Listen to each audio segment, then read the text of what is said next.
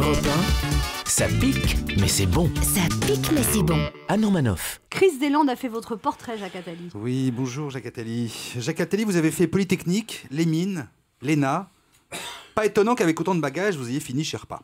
Quand je vois le mal que j'ai eu à obtenir le brevet des collèges, moi je me sens tout penaud devant vous.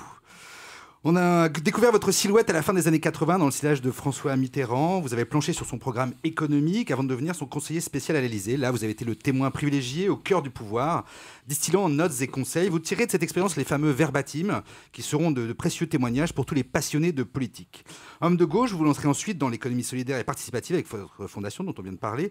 Et quand vous avez 5 minutes, vous dirigez des orchestres ou écrivez des pièces de théâtre. Car Jacques, vous n'êtes pas seulement Attali, mais aussi à Clio, à Calliope et à Erato.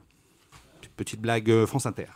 Vous êtes l'auteur d'une 60aine d'essais, de romans, et vous avez participé à presque autant de rapports que Rocco Siffredi.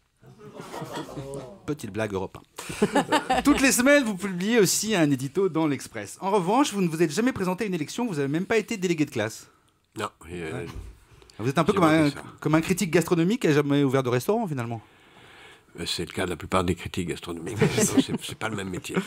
Lors du dernier rapport Attali qui visait à pointer les archaïsmes français, vous avez engagé un jeune énarque, Emmanuel Macron, et l'avait présenté à François Hollande au cours d'un de vos fameux dîners qui rassemblent le tout Paris qui compte. Qu'est-ce que vous n'avez pas fait? C'est un peu comme si moi j'avais présenté à ma femme son futur amant.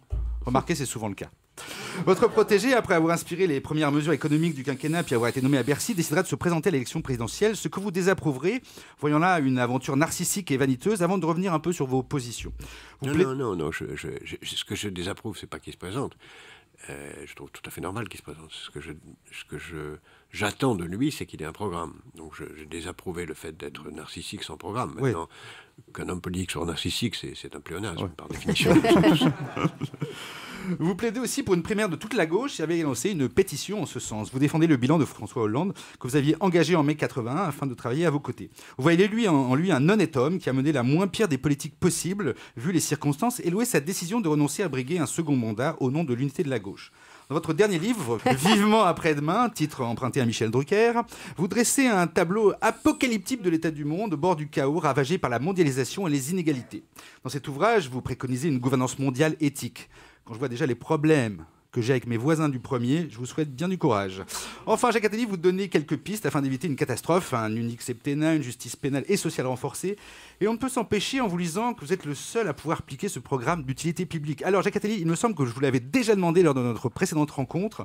Qu'est-ce que vous attendez pour vous présenter cette fois avant qu'il ne soit trop tard? J'ai trop le sens du ridicule. Europe 1, ça pique, mais c'est bon.